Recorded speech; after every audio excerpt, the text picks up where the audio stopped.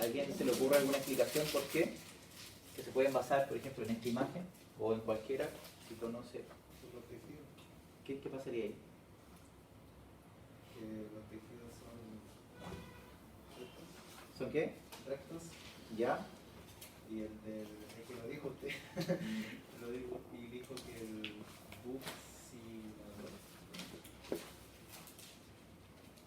no, que hay uno que tenía los tejidos solamente en una dirección y otro que era ¿Sí? en ambas direcciones. Eso. El macétero se describe que sus inserciones son prácticamente perpendiculares a los huesos donde se inserta, en el margen del arco cigomático y del propio hueso cigomático. Entonces el cigomático es así y las fibras son así. Lo mismo sucede con el ángulo y la rama mandibular, ¿ya? Particularmente entonces el macétero, cualquier músculo que tenga inserciones más perpendiculares a sus huesos es más potente que cualquier otra que tenga una inserción en diagonal o de forma oblicua. Porque de hecho aquí el temporal, si bien es grande en volumen, en tamaño, hay fibras que van prácticamente horizontalizadas respecto, ¿cierto?, a lo que es la función de la mandíbula. Entonces, en vez de elevar la mandíbula, prácticamente de aquí para acá, son fibras que hacen retrusión mandibular. O sea, la que hacen es llevar hacia atrás a la mandíbula, más que elevarlas. Quedaría un porcentaje de fibras, de hecho que sería esta franja, que podría elevar, y de hecho incluso estas fibras que van en dirección, ¿cierto?, oblicua hacia atrás, podrían llevar hacia la protrusión, o sea, llevar la mandíbula levemente hacia adelante. ¿Ya? Ahora, ¿quién hace protrusión mandibular? ¿Cuál es el más potente en la protrusión? Que participa además en la apertura, en el descenso de la mandíbula. Más potente que este es el pterigoide externo lateral, porque ese en profundidad, recuerden que va en esta dirección. De hecho, es el que se observa en esta imagen, así, ahí. Entonces, lo que hace es, desde prácticamente la cara lateral de la lámina pterigoidea, ahí se inserta en el cuello del cóndilo y por anterior una porción superior por delante del menisco de la tenia. Entonces eso simultáneamente tracciona hacia adelante. Entonces una leve porción del temporal podría ayudar a ser sinergista en avanzar la mandíbula y que es lo que llamamos protrusión mandibular. Y si se contrae unilateralmente los pterigoides mediales, ¿qué sucede con el movimiento de la mandíbula? Retrusión. Si se contrae unilateralmente, lateralización, ¿cierto? Sí. O llamado también diducción mandibular. ¿Ya? Significa que si se contrae de este lado, lo que va a hacer es tomar esta parte del hueso y desviar lateralmente la mandíbula. Entonces, cada vez que nosotros masticamos, ¿cierto?, molturar es un proceso que involucra lateralización, elevación y depresión de la mandíbula, y en ocasiones a veces leves movimientos de protrusión y retrusión. ¿Pero se llega a contraer con un mal movimiento? No, porque es normal. Cuando tienes que moler, hacer cizalla con la dentadura, tienes que llevarlo en sentido perlateral. Bien, y los músculos faciales o a nivel de la expresión, llamados también músculos de la mímica, se engloban en torno a las tres grandes cavidades del viscerocráneo: ocular, nasal, oral. Perioculares, perinasales y peribucales o periorales. Y dejamos por fuera aquellos que pertenecen a la bóveda craneal, que son dos vientres, o más bien dos pares de vientres, de músculo frontal y de músculo occipital, que comparten un mismo tendón común que se llama aponeurosis epicraneal o epicraniana. Entonces, cuando ¿cierto?, contraen el músculo frontal, sienten que el cuero cabelludo se les desplaza hacia adelante. Por lo tanto, lo que está haciendo es esta aponeurosis traccionando todo hacia anterior debido a la contracción de ese vientre.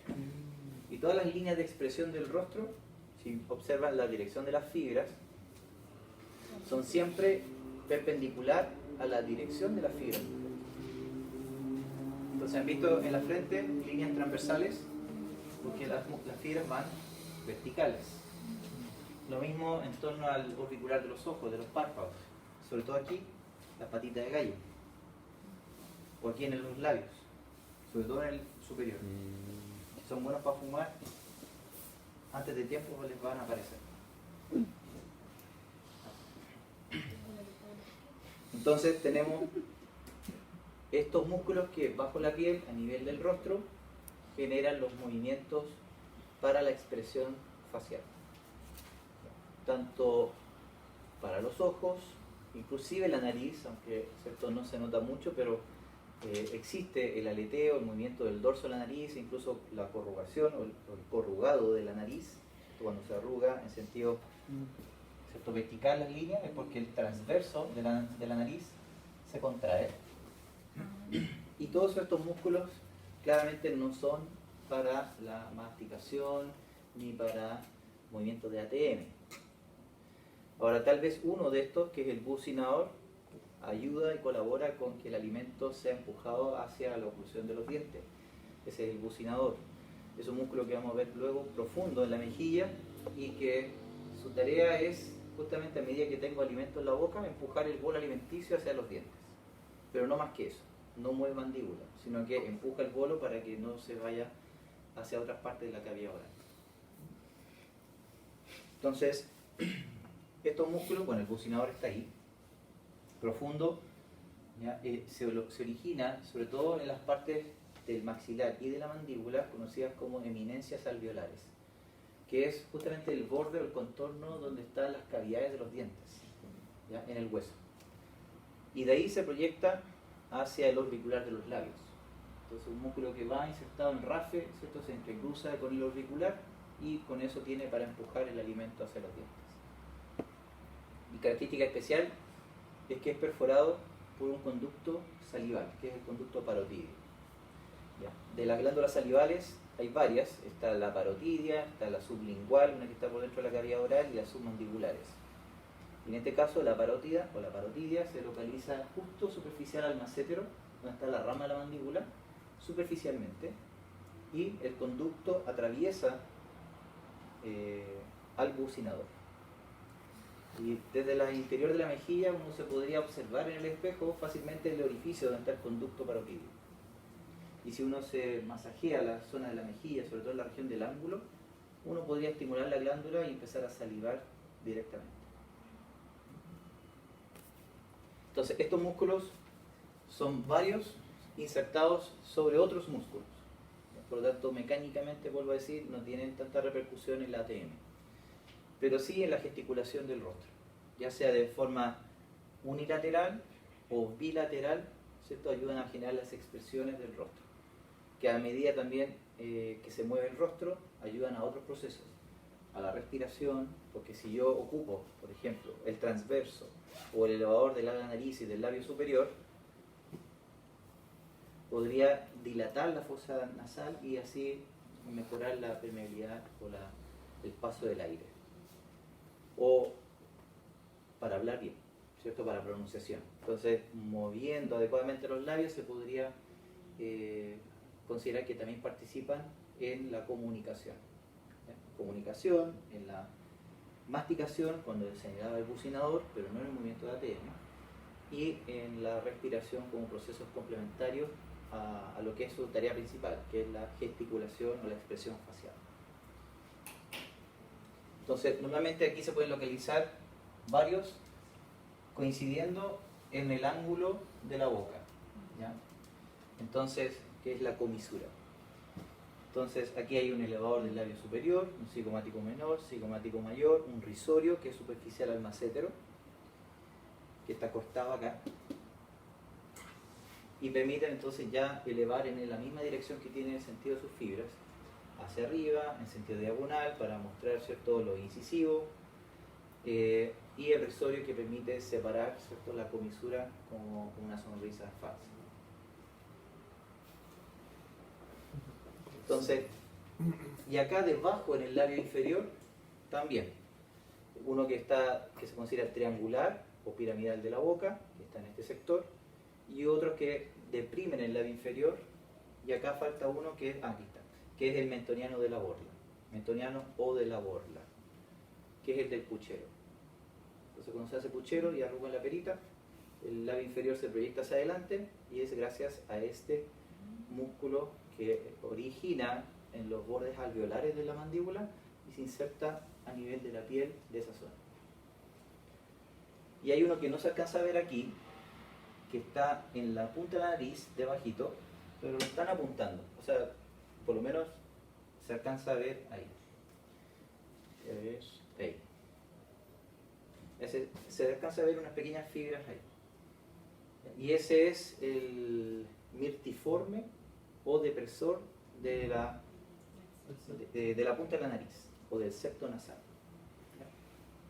Entonces permite mover incluso la punta de la nariz a medida que se está hablando y a medida que mueve el labio superior también se contrae para hacer movimiento de la punta nasal.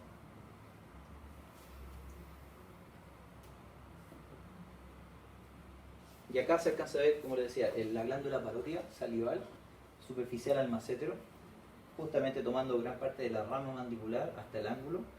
Aquí hay una glándula salival que es submandibular. No se alcanza a ver la sublingual porque habría que verla por el interior de la cavidad oral. Y aquí está el conducto parótido. Esa pequeña estructura que se ve ahí es una glándula parótida accesoria, que también puede estar presente. Es lo mismo que esto, pero más chiquitito en el transcurso del conducto parótido. Y el conducto pasa por encima del massetero y luego por el borde anterior, ahí penetra y traspasa lo que es el bucinador. Ese conducto se puede palpar y es sumamente doloroso. O sea, se irrita al hacer poca fricción. Entonces, cuando yo contraigo un massetero fuerte, el conducto se puede palpar y genera que puedan salivar o un dolor por producto de la irritación de la fricción. Entonces aquí hay acciones que se destacan. Cada vez que se pone en verde un músculo es porque se contrae. Entonces, frontal, para elevar la parte superior de las cejas hay varios músculos, no solo el frontal. Hay un músculo que se denomina superciliar o corrugador de las cejas y también puede participar en parte la porción que se llama gruesa o ciliar del orbicular de los ojos. Ya, el orbicular de los ojos, como pueden ver, es un músculo que tiene forma de filteriana, o sea, es redondito. Y tiene una porción gruesa que es externa, que es la porción ciliar, y la porción delgada que es palpebral. Hay una tercera porción que a menudo se describe, que se origina justo en el unguis o lagrimal y corre como fibras a lo largo del borde de los párpados. Y se llama así, porción lagrimal. Entonces, porción lagrimal, porción palpebral y porción ciliar o porción gruesa.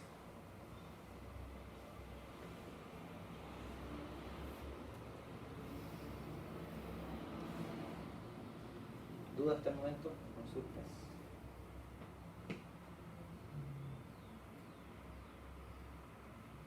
¿Ninguna? ¿Están atentos? Ya, estos músculos que se ven aquí, superficial a uno que está debajo de una fascia, que es la fascia temporal, por lo tanto el de abajo es el músculo temporal. Estos pequeños músculos van insertados a lo largo del pabellón auricular. Entonces aquí falta la oreja y estos son los músculos auriculares. ¿Ya? Tanto hay superiores, posteriores y que permiten el movimiento del pabellón auricular. Algunas personas las pueden mover independientes, pero otros no tanto. Porque además tienen inervación del nervio facial, un nervio auricular superior, entonces tienen posibilidad de moverlos voluntariamente, pero no todos logran activar ese nervio para mover su pabellón auricular. Perdón, profe, ¿cuántos músculos son auriculares? Auriculares hay generalmente un oblicuo que es inconstante, hay uno superior, hay uno posterior y nada más. Okay.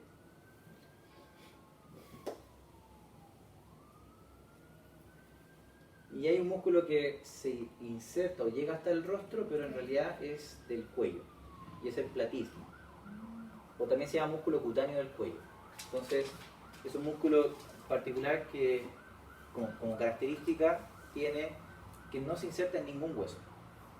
sino que está sobre la fascia que envuelve a deltoides, a pectoral mayor y a musculatura del rostro, hasta la comisura de la boca. Entonces por eso se llama así, músculo cutáneo del cuello, ¿ya? Y por lo tanto logra traccionar la fascia que rodea los músculos que les mencionaba. Entonces puede tensar simultáneamente las dos partes. Cuando ustedes, por ejemplo, descienden el labio inferior, es como hacer así. Entonces se eleva las dos, se mueve tanto esta parte que es delto pectoral, ¿cierto? Delto pectoral o clavipectoral, más la comisura que desciende. Entonces ese es el platismo. Y se utiliza, o sea, más bien, no se debe utilizar cuando se está respirando, porque es un músculo accesorio para la inspiración. Si alguien lo ocupa, es porque está ocupando otros músculos más importantes que tienen inserción ósea y que se han fatigado o se han cansado y está usando el último recurso para respirar. Entonces alguien que respira con platisma, así,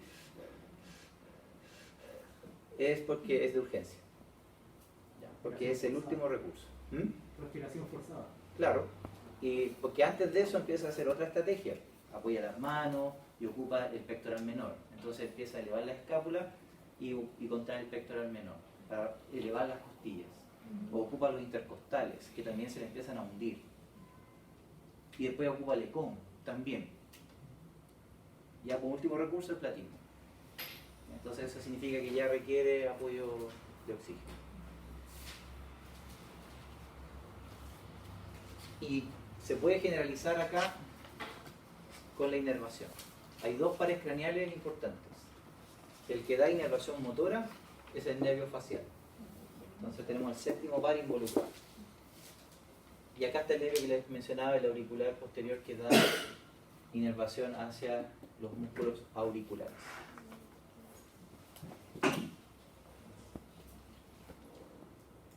Y es como proyectar una mano con 5 ramas, ¿cierto? De esa manera son las ramas que van hacia el rostro, exceptuando entonces la auricular posterior.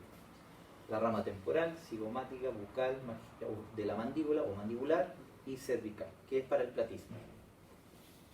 Entonces de esa manera se pueden inervar todos los músculos de forma voluntaria para hacer la expresión de la mímica o de la expresión facial. Y aquel que pertenece, o más bien, aquel que elabora la inervación sensitiva es el trigemio, que lo vamos a ver luego. Entonces, para cada expresión del rostro se puede contraer unilateralmente o bilateralmente. Por eso que aquí bilateral, bilateral, bilateral, unilateral, y así pueden tener unilateral, por ejemplo, elevando el labio superior con los cigomáticos, o el elevador del labio superior. Allá abajo está el platisma, que mostraba entonces bajo la piel del cuello cómo se contrae y también ayuda a elevar la región clavipectoral o delto pectoral.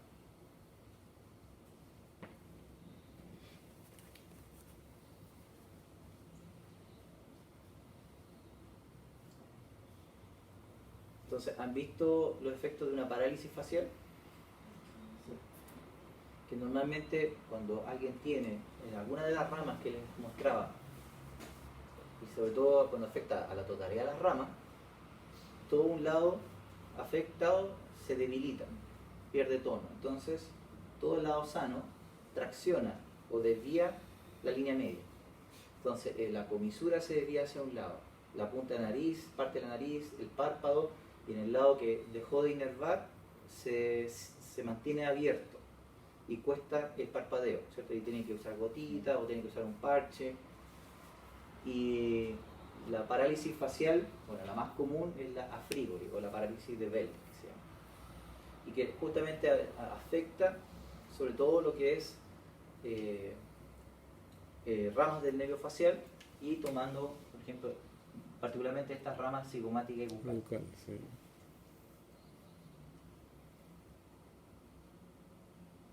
Entonces, característico ver en ellos la depresión o la desviación del ángulo de la boca, incluso el efecto salivatorio en algunos casos y el lagrimeo constante.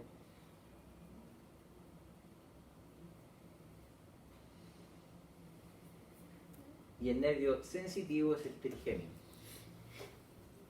Entonces, como dice el término, trigémino tiene 3 ramas importantes que se dividen el rostro.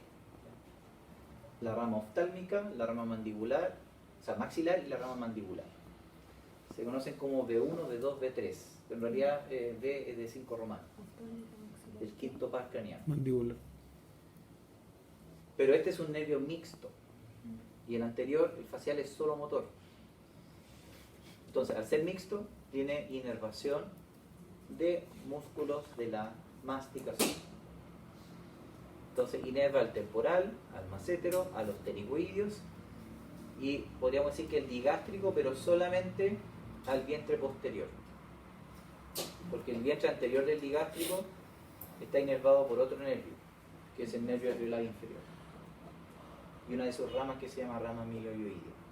Entonces, la totalidad de los masticatorios, los principales, son motores trigeminales.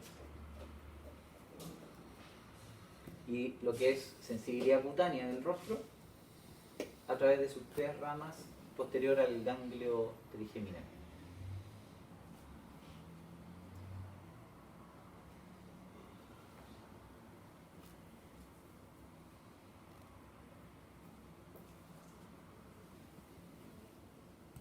Que también pueden estar afectados en el caso de la parálisis facial.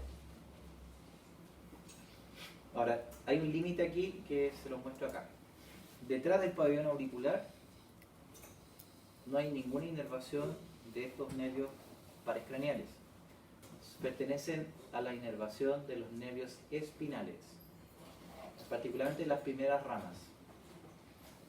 Y que, por tanto, como límite, todo a nivel del pabellón hacia adelante es facial trigeminal y hacia atrás nervios espinales.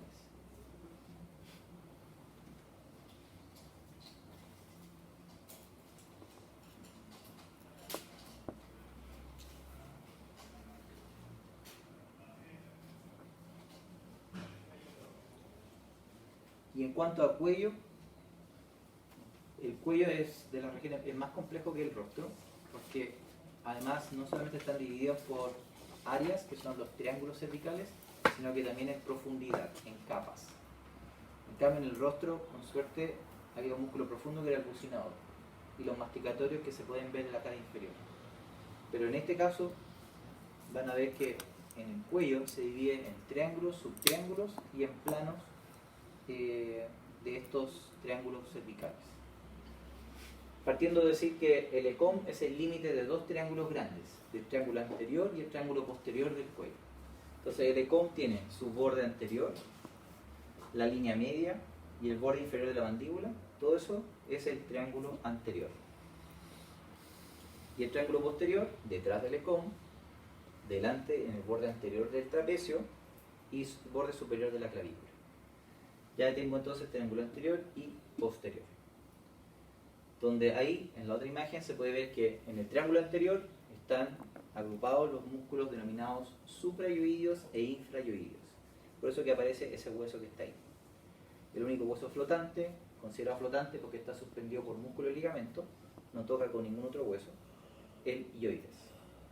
Suprayoideo arriba, infrayoideos abajo. Y en el triángulo posterior aparece uno de los infrayoideos, que es este que se llama el homoyoideo. Y nos falta el nervio acá, pero es para decir que en esta zona se pueden ubicar el plexo braquial y los músculos escalenos, que son músculos en relación a ese plexo. Ustedes acordarán que el plexo emerge justamente entre escalenos. ¿Entre cuáles?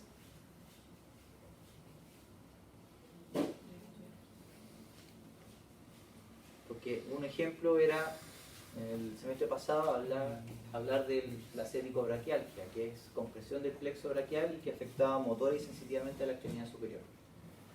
Donde le decía que el nervio mediano, cuando se describía, ¿cierto?, manifestaba un síndrome característico del túnel carpiano. Pero decía que la causa puede estar acá, pero en muchos de los casos puede estar en el origen del plexo, que determina las raíces que van a formar el nervio. Entonces, el plexo emerge entre qué escaleras.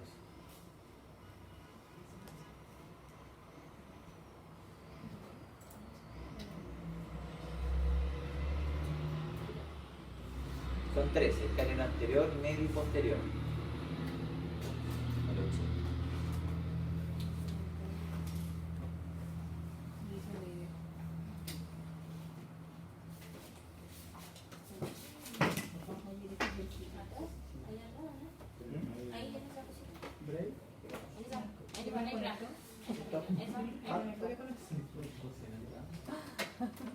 ¿No tiene un botoncito? Entonces está el escaleno anterior, posterior y medio.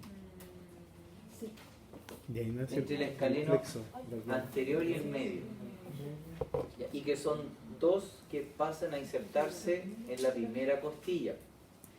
El escaleno posterior se va a la segunda costilla, más atrás, así que ya se aleja del plexo. No tiene nada que ver en absoluto con el plexo braquial. Por decir que esta es la dirección del escaleno anterior, esta es la dirección del escaleno medio, y el escaleno posterior se dirige hacia atrás y se aleja totalmente del plexo.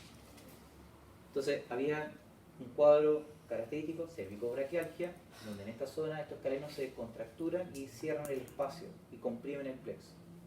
Y la persona empieza a sentir exactamente los mismos síntomas a que si tuviera atrapamiento de cualquiera de los nervios, particularmente el mediano, en la región de la muñeca.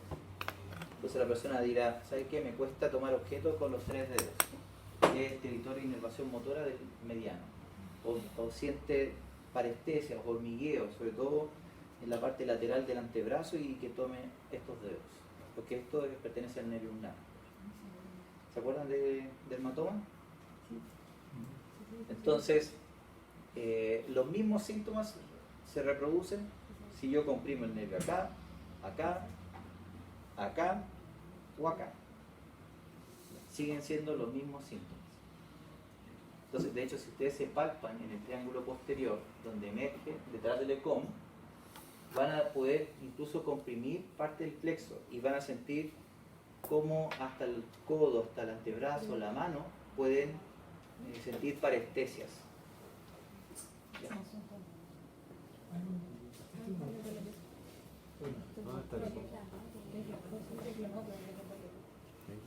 Profe, ¿qué triángulo de los dos es más grande? El anterior. El anterior. Sí, el anterior. ¿Puedo repetir el triángulo posterior? Era borde posterior del ECOM, que sería esto, Sí. borde superior de la clavícula y borde anterior del trapecio. ¿Y anterior? Ah, Anterior. sí, borde anterior. Entonces, el triángulo anterior, Sí. aquí para que lo Se me había observen, olvidado. sería desde la línea media hasta el esternón, borde anterior del ECOM, borde inferior de la mandíbula. Todos esos los que están coloreados son ahora los subtriángulos cervicales o del cuello, y que están contenidos en el triángulo anterior. Y están divididos por vientres y por hueso. Por vientres de 2 músculos y un hueso, que es el yoides. Entonces, ¿cuáles son esos músculos? En los suprayoideos, el digástrico. Y es característico del digástrico es que tiene un centro tendinoso que pasa por un ojal, que es una asa fibrosa, en el asta menor del yoides. El hueso yoides es como una forma de herradura que tiene lo que se llama astas mayores proyectadas hacia atrás y tiene 2 cachitos hacia arriba, que son las astas menores. Y ahí está el asa fibrosa que hace que el tendón pase por esta especie de polea.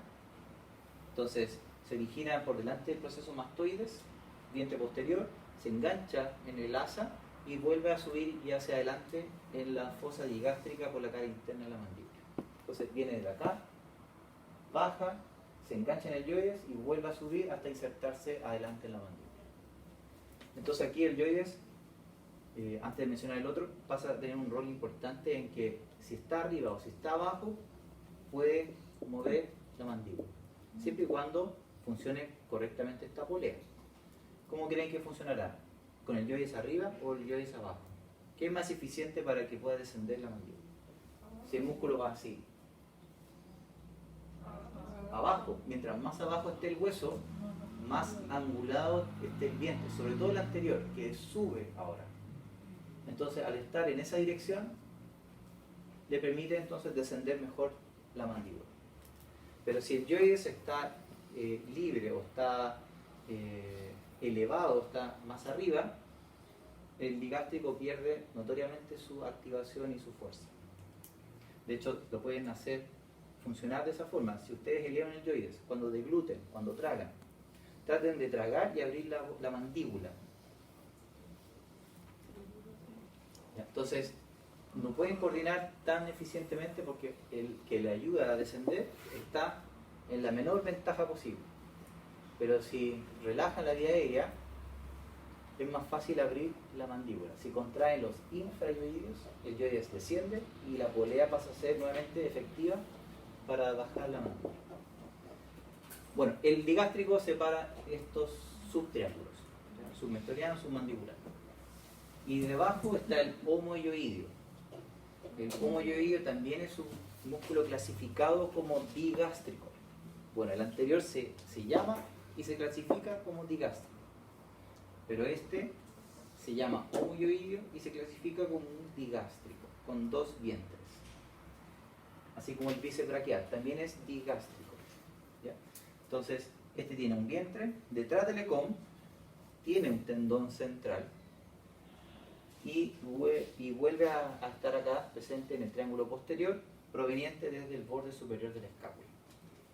Entonces, es un músculo bastante largo porque tiene que salir de acá atrás del borde superior de la escápula y atraviesa el triángulo posterior, se esconde detrás del ecom y vuelve a subir hasta el yoides.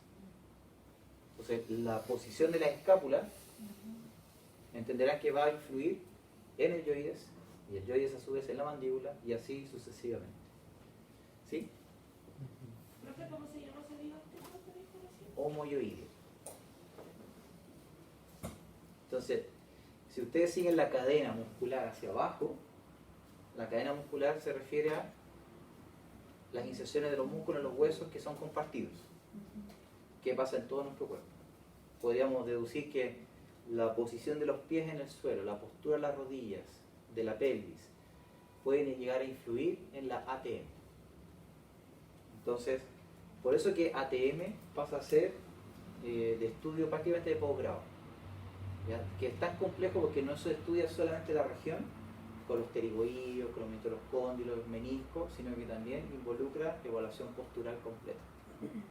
¿Ya? Para decir que un calcáneo valgo podría en alguna forma alterar la cadena muscular que hace que mis escápulas estén proyectadas hacia adelante y eso altera la longitud del homoyoideo que hace que pierda tensión abajo y el yoides asciende y por lo tanto mi mandíbula no la puedo abrir bien. Bueno, hay un libro muy bueno, no me acuerdo el nombre de este momento, que habla de cadenas musculares. Seguramente en biomecánica lo van a conocer, pero es interesante verlo porque habla de anatomía, inserciones musculares, su acción, pero además dice, si yo muevo la pelvis en esta dirección, ¿qué pasa con el resto de los músculos que yo he acortado o he facilitado o he activado? Es bien bonito, creo que se llama de Bisquet, no me acuerdo si el apellido es Bisquet, parece que es el de cadenas musculares.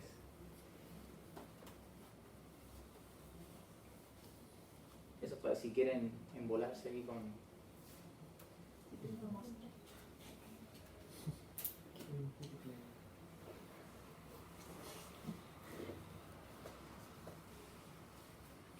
Entonces, el orden de los músculos son supra e infrayoides.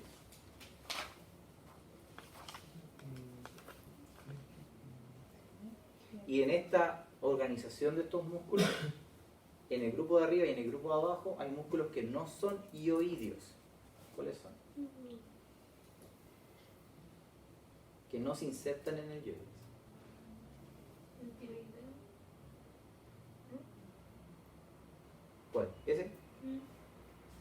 Ahí dice yoideo, así que va a llegar allá. Tiroyoideo, estenoyoideo Ese de ahí. Ya, el digástrico ya lo vimos porque ahí se engancha pero no se inserta en el hueso. Ya, ese es uno. Aquí está. Del esternón se va hacia el cartílago tiroides de la vía aérea. Entonces sería ese. Y termina ahí, y el que continúa hacia arriba es el tiroideo.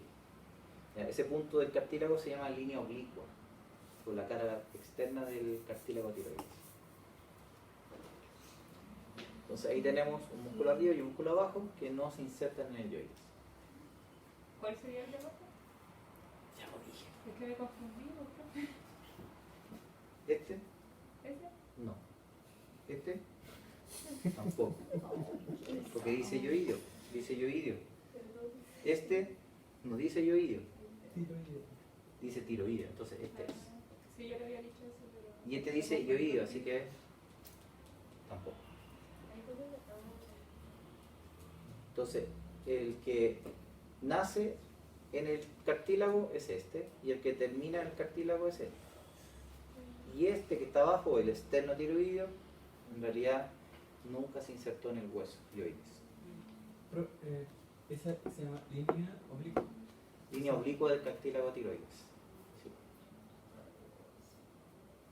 Entonces, cuando ustedes se palpan la manzanita, ¿cierto? Lo que es la prominencia laringea en el cartílago tiroides,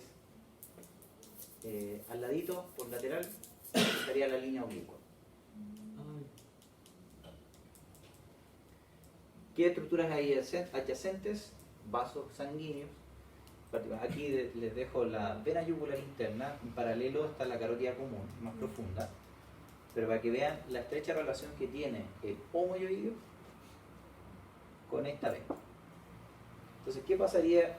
Pongamos el motivo que este músculo se contractura o por un hábito postural incorrecto comprime la yugular.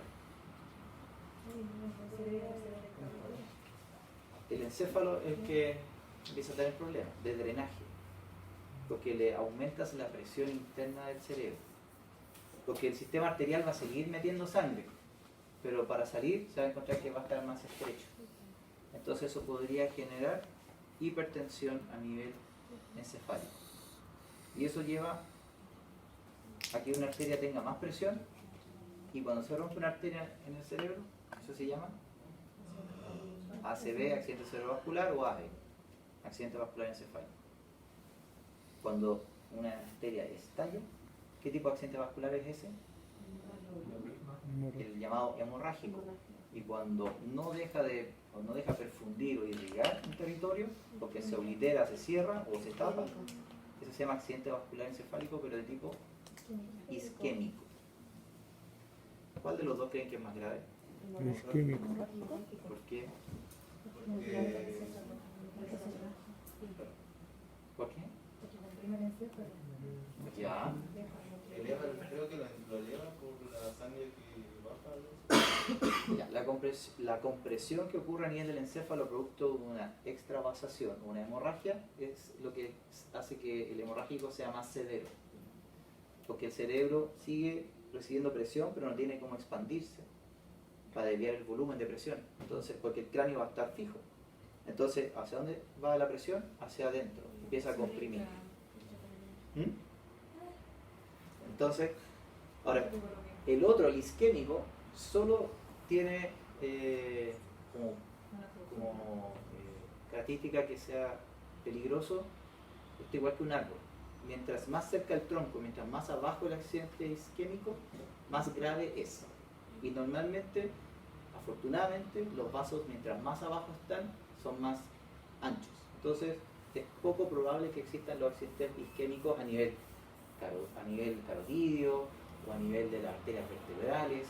Generalmente son ramas mucho más chiquititas que hacen que se tape y se cierre y ocluya y afecte un área muy delimitada. Pero algunos casos, ¿se acuerdan del polígono de Willis?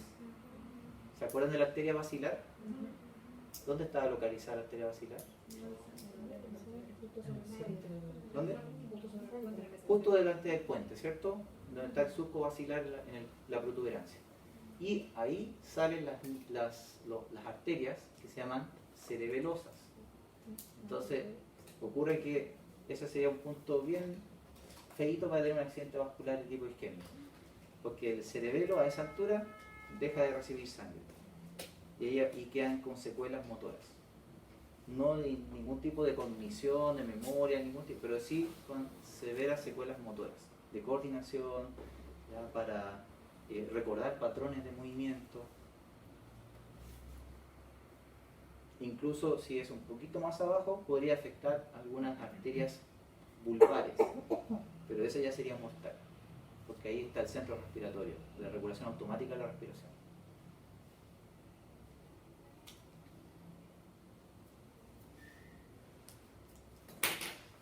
Bien, entonces ya con vista lateral aquí se pueden ver los escalenos. Entre el escaleno anterior y el medio está emergiendo el plexo y sale de esa manera, entre el anterior y el medio, donde los 5 nervios más importantes del plexo braquial, ¿cuáles son? El axilar, que es axilar para hombro, para adelante de brazo, músculo cutáneo, para la mitad del antebrazo y la mano tomando estos 3 dedos, el mediano, y la otra mitad el cubital o ulnar, y me falta uno, todo el que hace extensión, que es el radial. Y el radial parte toda la extensión, desde el tríceps y todos los extensores de carpo, dedos, nervio radial. Profe, igual si lo repiten no nos vamos. Pero es por, mira, si tú lo acuerdas por movimiento, es axilar, es músculo cutáneo, porque inerva los flexores, compartimento anterior del brazo, coracobraquial, braquial y bicebraquial. Todo músculo cutáneo. Entonces, y después termino así. Mediano, que sería estos 3 dedos, y el ulnar acá abajo, para los flexores. Pero también, mediano es flexor, pero también abductor. Y el ulnar también es, además de flexor, aductor. Y el nervio radial, que está todo por detrás, hace extensión. Tanto extensión de carpo, dedos completos, codo y brazo. ¿Ya? Entonces es axilar, músculo cutáneo, mediano, ulnar, radial.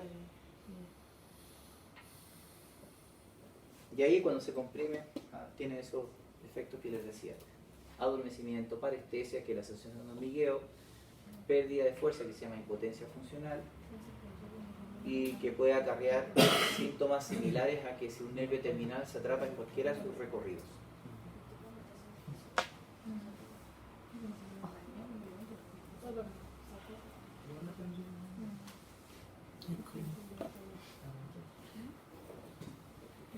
Bien, ¿quién inerva el ECOM?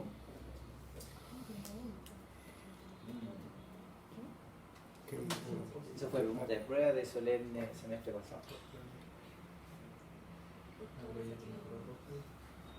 Porque además inerva el trapecio.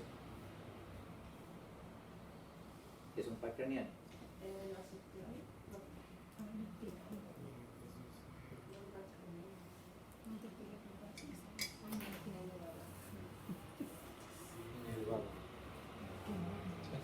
De los pares craneales es un impar, un número impar. ¿Ah? Sí. El accesorio o espinal, el 11º par craneal. Muy bien.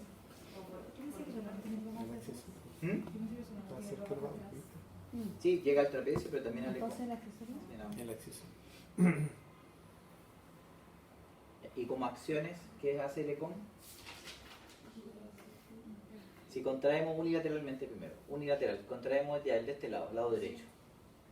Inclina hacia el mismo lado de la contracción.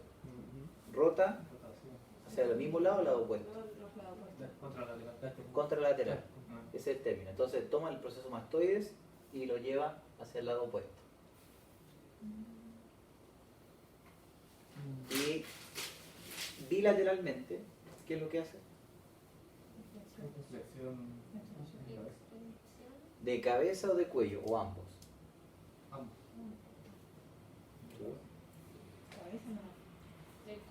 Entonces, si ustedes hacen así, están erguidos, están derechitos y hacen esto, flexión de cabeza, tóquense el ECOM.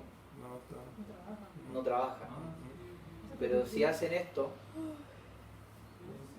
ahí sí, ahí se va hacia adelante y flecta el cuello. Pero ¿qué más hace? Es extender la cabeza. Entonces, flecto el cuello y extiendo cabeza. Entonces, flecto el cuello y extiendo cabeza. Que es como proyectar la cabeza hacia adelante. Entonces, flecta el cuello, extiende cabeza bilateralmente.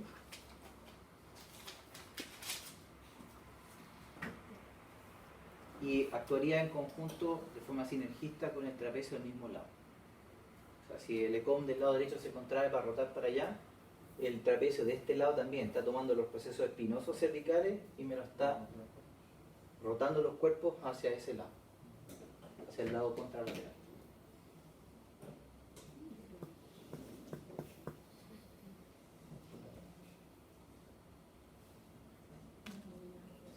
Entonces esto ya lo vimos. Cuando vemos entonces los suprainfrayoideos, sería la capa más superficial de la región anterior o del triángulo anterior. Y aparece la capa más profunda que se llaman prevertebrales. Los prevertebrales son entonces, como dice la palabra, delante inmediatamente de las vértebras cervicales. Y tienen inserciones tanto en la base del cráneo como tomando atlas y la mayor parte de las vértebras cervicales, normalmente hasta C6. Entonces, saltándonos los supra y los infrayoideos, vamos al tiro hacia la región profunda. Por acá pueden ver además la acción de los supra y los infra. Recuerden, cada vez que se ponen verdes es porque se están contrayendo. Entonces, fíjense en la activación del ligástrico. ¿Ya? Cuando el ligástrico se contrae y los músculos de abajo se relajan, eleva el yoides. Si nos ponemos en la situación que los músculos infrayoideos están en contracción y sostienen el yoides abajo, el digástrico se puede contraer, pero no va a poder llevar al yoides hacia arriba. Y ahí funciona como una polea para descender la mandíbula. Se habla entonces de yoides fijo y yoides móvil, siempre cuando se escribe.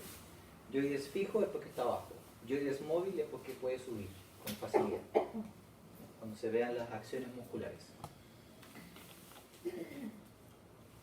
Entonces, ¿en qué momento es necesario que la vía aérea suba, que los supra lo traccionen hacia arriba?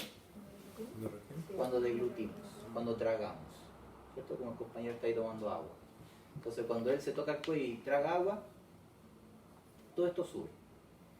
Porque el esqueleto laringio, con el cartílago tiroides primero que todo, hace que la válvula glotis se cierre.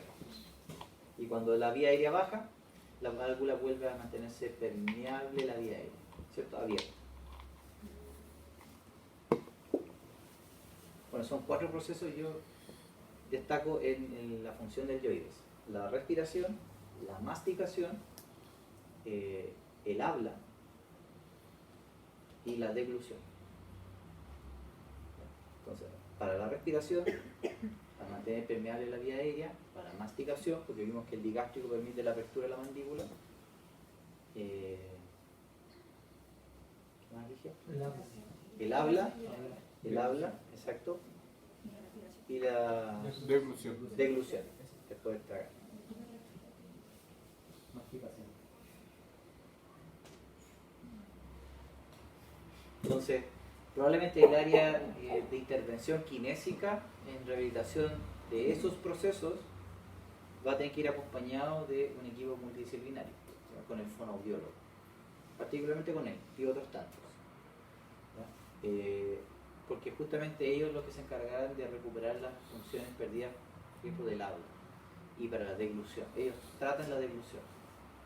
En cambio, nosotros podemos preparar los músculos activando la zona, corrigiendo postura, evaluando la TM, pero ya la función la tiene que ya ir desarrollando el otro profesional, el fonoaudiólogo. Porque ellos se encargarán de saber cómo se enseña paulatinamente la pronunciación nuevamente, cómo lo hacen para coordinar la respiración y el habla, que es sumamente complejo. O sea, todos lo hacemos fácil porque expiramos y hablamos, pero para aquellas personas que no coordinan adecuadamente lo que es respirar, inspirar y expirar, y a la vez pedirles que generen vocablos o palabras. Ahí está el fonoaudiólogo que está sesión a sesión tratando de que pronuncie cada frase mejor o más larga, etc.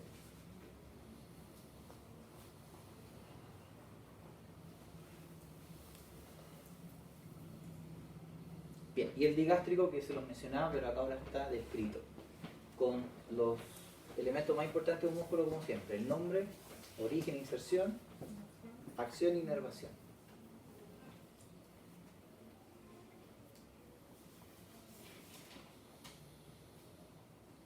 Entonces, justo delante del proceso mastoides hay una pequeña fosa donde está la escotadura mastoide. Profe, eso es uno de los músculos supraoídos.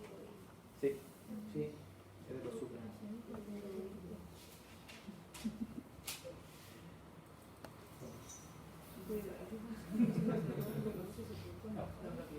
Y aquí aparece el miloioideo. El miloioideo es conocido como el diafragma de la boca, porque ustedes se acuerdan del diafragma a nivel tóraco-abdominal, ¿cierto? Que es el principal respiratorio, inspiratorio. Entonces este lo que hace es cerrar el espacio que hay en la mandíbula a través de un vientre de un lado que se inserta en la línea miloioidea y en el otro lado también por dentro de la otra línea, y se entrecruzan las fibras musculares en la línea media, así. Es conocido como inserción en rafe o el rafe miloioideo. Entonces hay uno izquierdo, hay uno derecho y se entrecruzan en el rafe miloioideo y se insertan también en la cara anterior del yoides. Y por arriba habrá musculatura sublingual, musculatura de la base de la lengua, y también uno de los suprayoideos que no se puede ver con esta vista. Uno que está por encima de este músculo, que es el genioideo.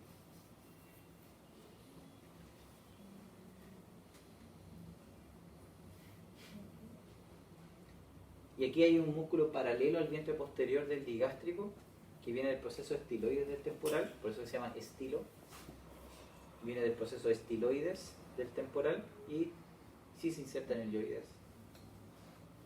Ahí va paralelo al digástrico, vientre posterior. Entonces por la dirección del músculo se sabe que lo va a llevar para allá, hacia arriba y hacia atrás, postero superior. O sea, para deglución sí o sí. ¿Y ese tiene su nombre? Ese se llama...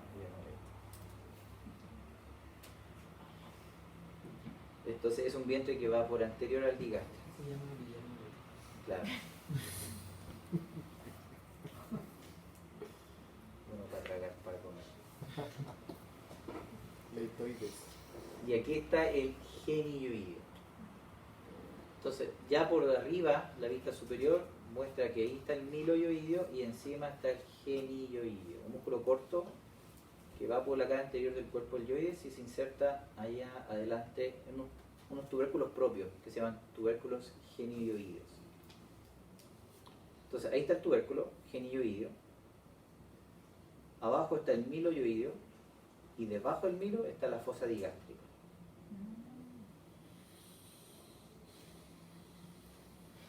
Entonces ahí muestra algunas inserciones como el pterigoideo externo, el temporal, el pterigoideo interno medial, parte del bucinador.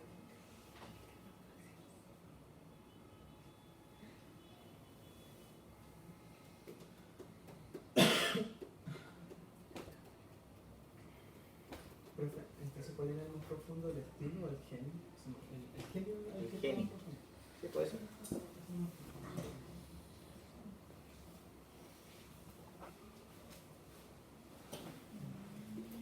Entonces ahí está el miloioideo. Ahí está el miloioideo. Aquí hay, en realidad aquí están los tres músculos, el milo, el genio y el vientre anterior del digástrico, que pasaría hacia atrás. Ese de ahí. El estiloioideo.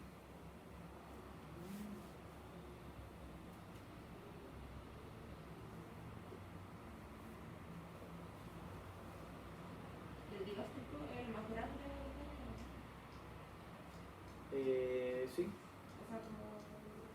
sí, es que tiene los músculos más grandes. Sí, porque el milo es plano, es muy delgado.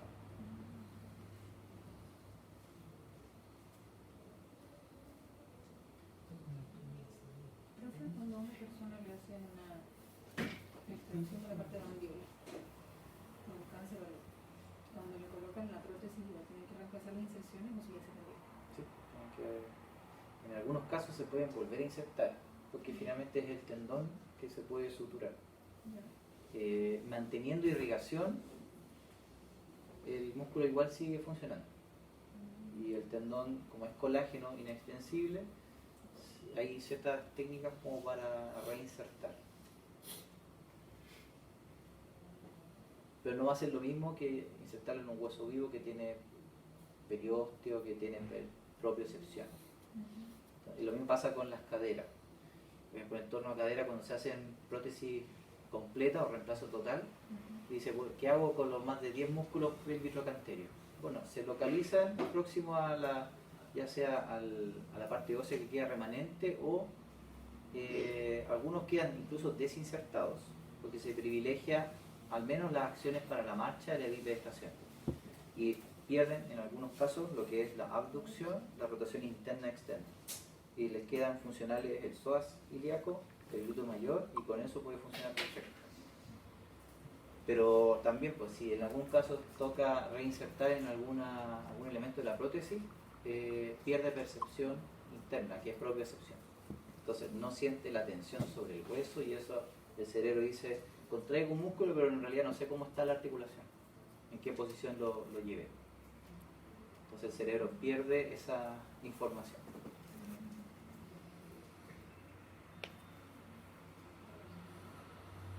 Bien, y aquí está el tiroides, ese cortito del cartílago tiroides hacia arriba. Si está por debajo del yoides, entonces lo desciende y depende absolutamente de en qué posición se encuentra la vía aérea. ¿Y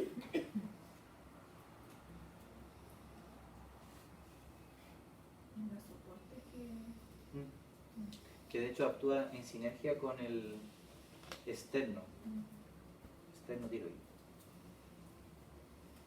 que es el que estaría ahí abajo.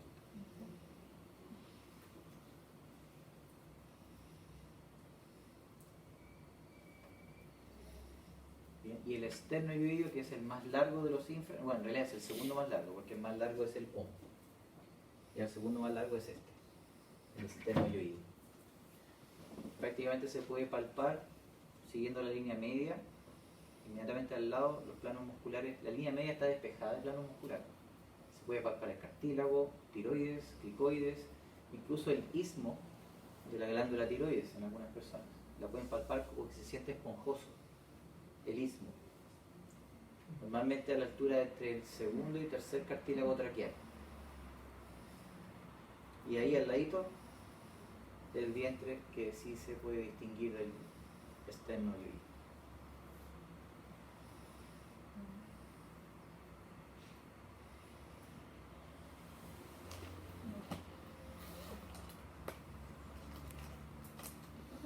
Cuando son los fragmentos,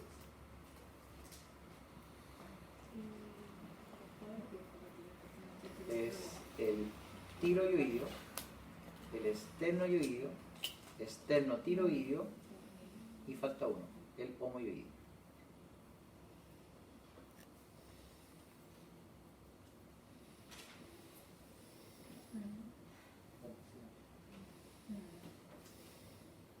Entonces, generalmente cuando hablo de los supra,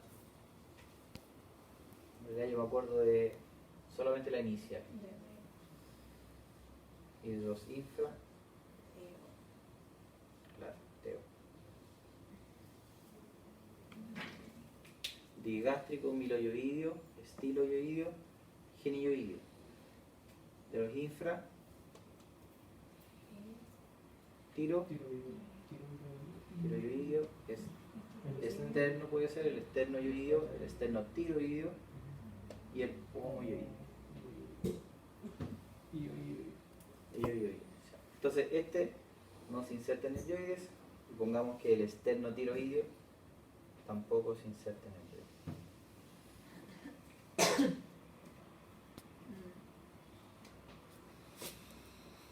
Profe, que no se inserte en el hueso ilioide significa que por lo menos lo tocan o están próximos a él.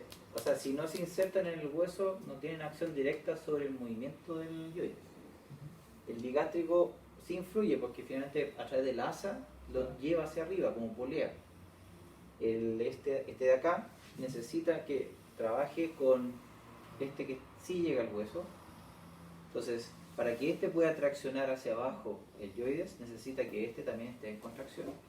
Porque si este está relajado y este está contraído, en realidad lo que va a hacer es descender solo el cartílago.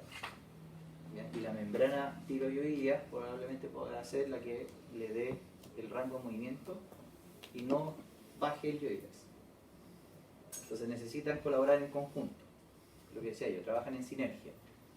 Para que este baje el yoides, este también necesita estar contraído. Pero lo que voy es que no necesariamente este último tiene que estar en contacto. No. Si de hecho llega a la línea oblicua del cartílago. Pero sí importante para respirar, porque para respirar necesito bajar el cartílago. Y así la glotis o la epiglotis se mantiene abierta lo más posible.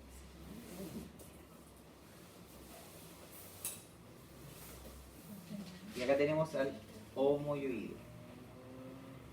De ahí, de ese punto, sale borde superior de la escápula.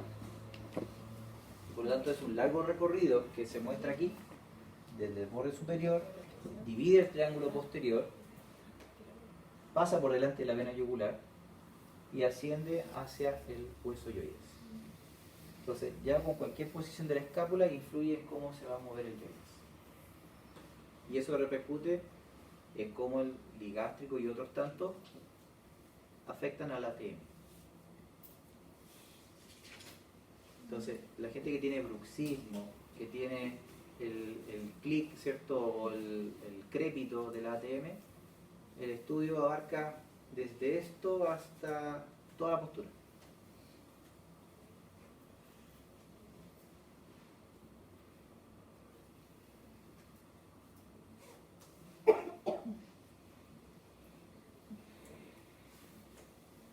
Bien, y los prevertebrales son 3.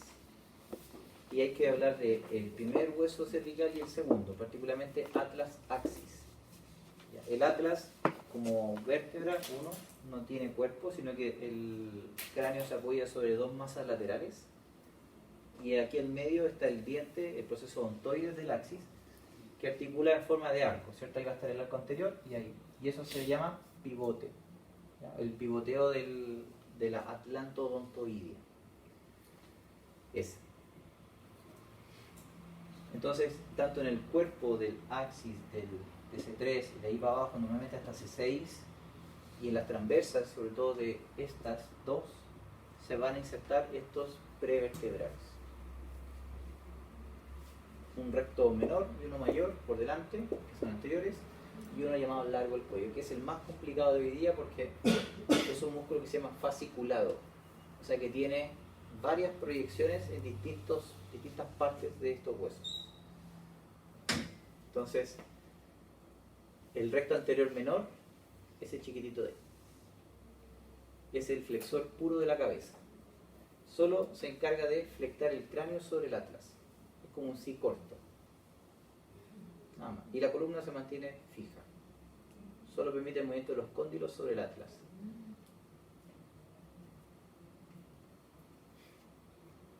Ya, ese es el recto anterior menor.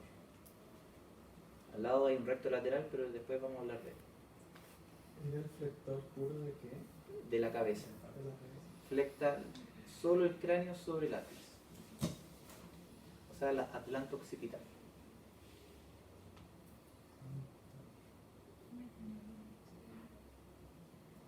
Y el recto anterior mayor ahora flecta las dos. Cabeza, cráneo y también la columna cervical. Porque abarca hasta C6. Entonces las transversas en sus tubérculos anteriores, por lo tanto permitiendo el movimiento de flexión cervical, pero también de cabeza.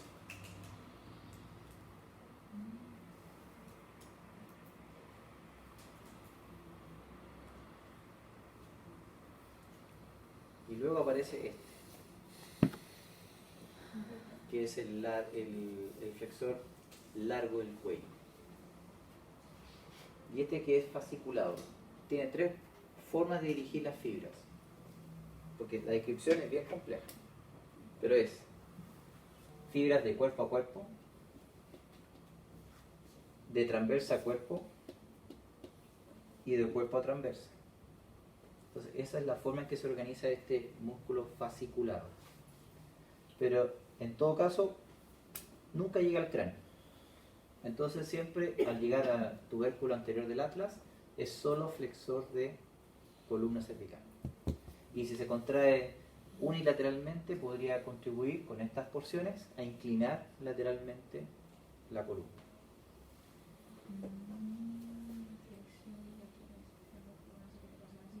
Claro, lateralización, flectando hacia el lado.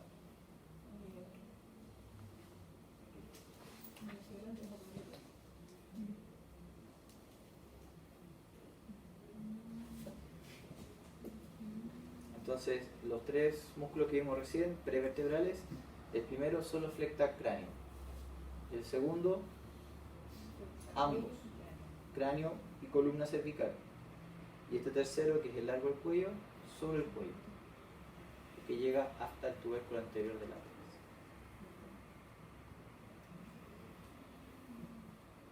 O sea, en ningún momento tampoco la van a poder palpar en su vida, porque por encima hay un montón de estructuras que no van a poder lograr, pero sí se trabajan, sí se fortalecen,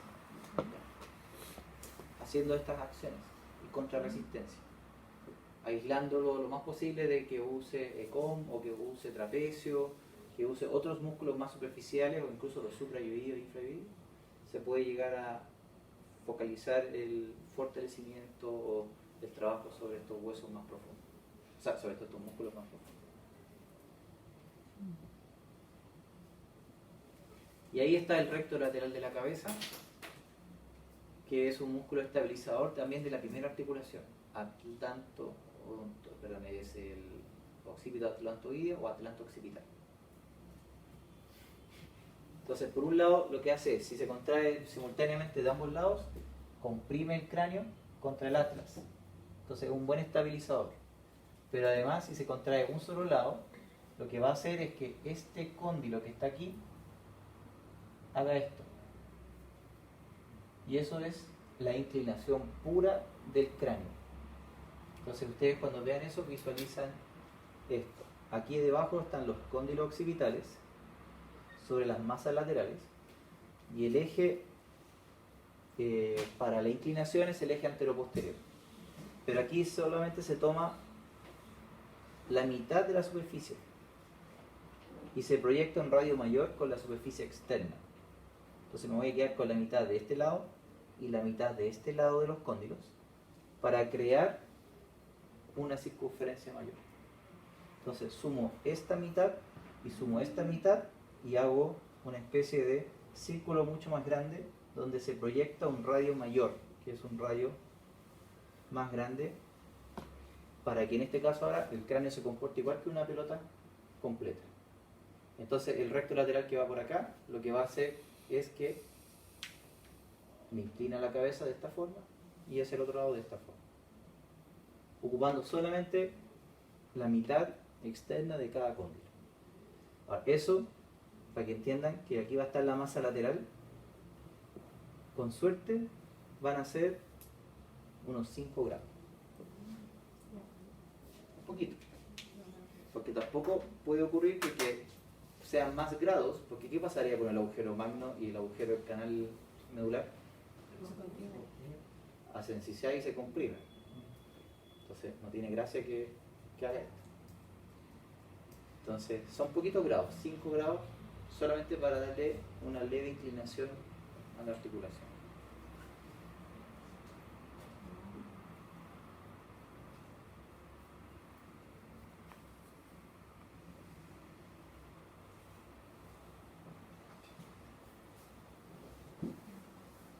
Y ya, vamos para hasta acá.